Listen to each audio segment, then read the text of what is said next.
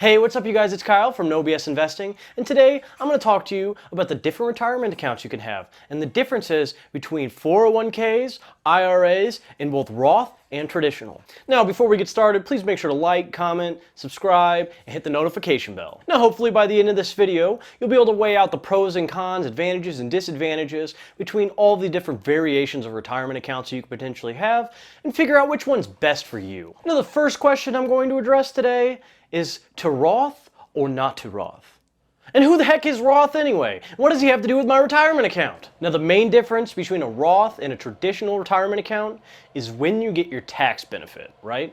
Now, with a traditional retirement account, you don't pay any taxes up front. Instead, you pay those taxes when you withdraw the money after you retire. Now, with a Roth account, you pay the taxes up front and you use post-tax money to put into your retirement account.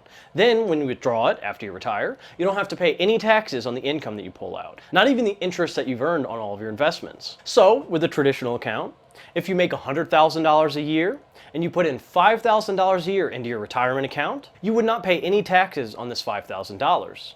So, when you filed your taxes, the government would kind of treat this like you made $95,000 a year. And they would just ignore that other $5,000. Then, when you retire and you're ready to start withdrawing money out of your retirement account, let's say you withdraw $50,000.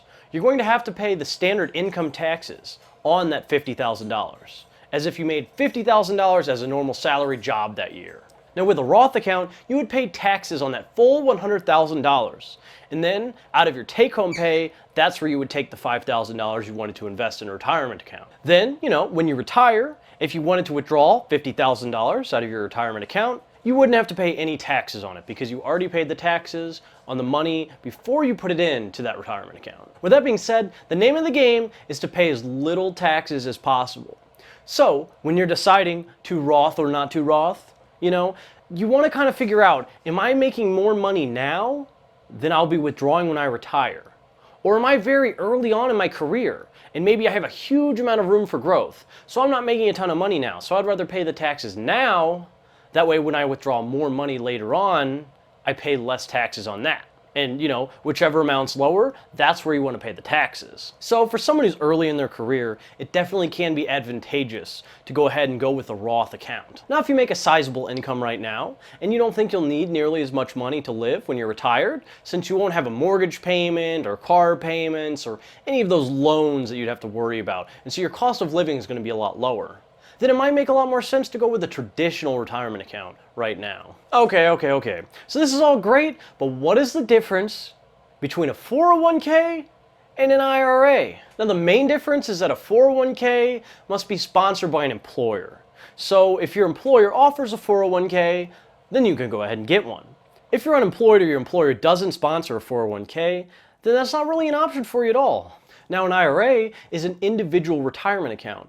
So your employer does not have to sponsor it. You can be unemployed, self-employed, employed, doesn't matter. You can go ahead and open up an IRA account by yourself. Now, the next major difference between a 401k and an IRA is how much money you can contribute to that retirement account. So for 2020, the maximum dollar amount you can contribute to an IRA is $6,000 per year, unless you're over 50. And then you can go ahead and add an additional $1,000 per year to your retirement account in the form of what's called a catch-up contribution. And so this will bring your total to $7,000 a year maximum. Now, you don't have to put that much into your retirement account. It's advantageous to put as much as you can as early on, but if you absolutely can't afford it, anything is better than nothing. With a 401k for 2020, the maximum contribution is $19,500. Now, that's the individual contribution. Your employer can also contribute as well. Now, a lot of companies offer matches. So if I put in 5% in my retirement account, they'll match and add an additional 5%. Now, the limit for this is for someone under 50.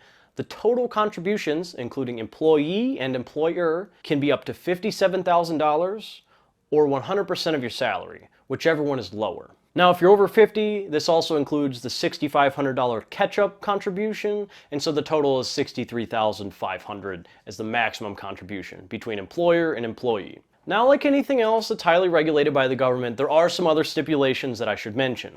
Now, with a 401k, you can't withdraw any money until you're 59 and a half, or you'll be subject to a 10% penalty tax, as well as standard income taxes on any monies that you withdraw from your account. Now with a traditional IRA, you can't withdraw any money until you're 72 without facing that 10% penalty tax as well as a standard income tax on any money that you withdraw. Now with a Roth IRA, which again is an individual retirement account, it doesn't have to be employee sponsored, and this is the one where you pay the taxes before you put your money into it. You can withdraw money at any time as long as it's only contributions.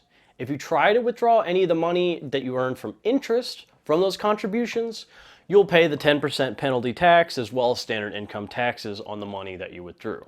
So there's a little bit more wiggle room with this one, but if you withdraw any of your contributions early, you won't be earning interest on that, and it's going to hurt you in the long run.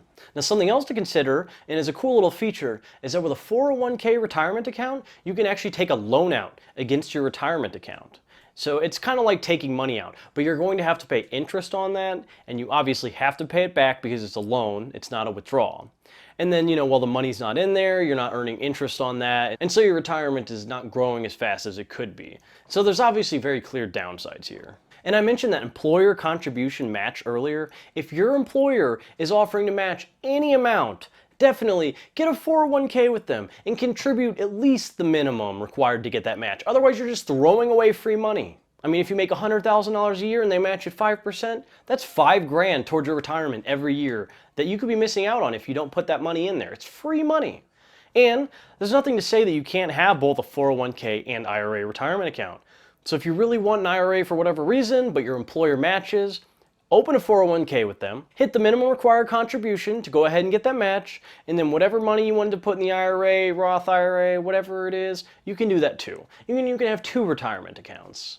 And this obviously has its own benefits, pros and cons. Now hopefully this gives you a better idea for whether or not it's in your best interest to open a 401k retirement account, a Roth 401k, an IRA, or a Roth IRA. Thanks for watching. Please make sure to like, subscribe, comment below, hit the notification bell for the YouTube algorithm, and I'll see you next time.